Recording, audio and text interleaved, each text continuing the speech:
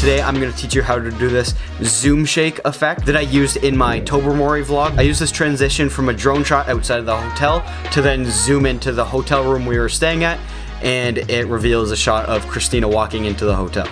So for this effect, we actually are going to be using After Effects. You can replicate this effect in Premiere Pro, but I don't think it looks as nice. I don't think it looks as clean. So I like to do this in After Effects. So once you have two clips in your Premiere Pro timeline, you're gonna select them and then right click and press replace with an After Effects composition.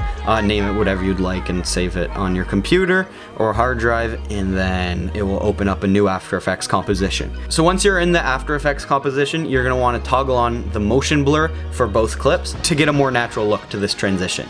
So first thing we're gonna do is create just a normal zoom transition. Make keyframes for all position, scale, and rotation. Drag those 10 to 20 frames to the left and go back to the end of the first clip and zoom and position the clip to your liking, to where you want to zoom into the clip. In this case, we were staying in this hotel room on the top floor all the way to the left of this hotel, so I'm gonna make the zoom transition go directly into that door. Select the position and scale keyframes, right click, and then make them easy ease keyframes. And then we're gonna go into the graph editor and adjust the acceleration mapping of these to make it a more smooth zoom.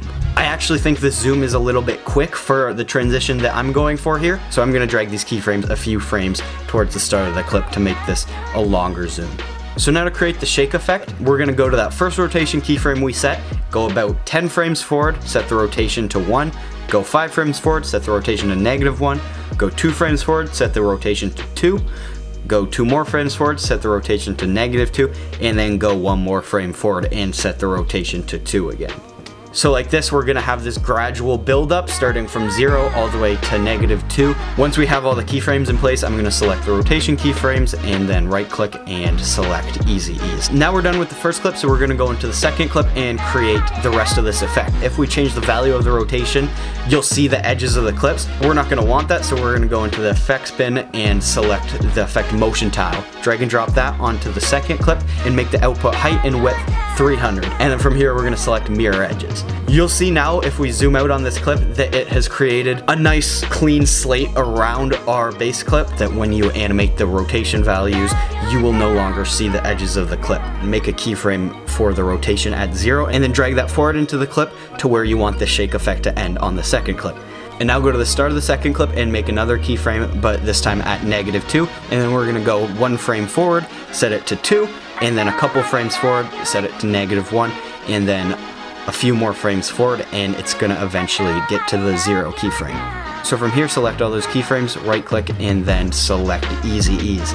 Once we've done this, we've created this nice zoom shake effect in After Effects. If you want to make this shot even look a little bit more seamless, what I like to do is go back into Premiere and do a little bit of sound design. So there you have it, guys. This is how you do this zoom shake effect. It's fairly simple to do, and you can do it in Premiere Pro and After Effects. I recommend doing it in After Effects, but you can also do it in Premiere. If you want me to make a tutorial on that, comment below. But anyways, guys, that's it for this tutorial. Thank you guys for watching. Make sure to like this video if you found it helpful. Subscribe to this channel for more tutorials and vlogs that are coming up in the near future, and comment below what you want to learn next.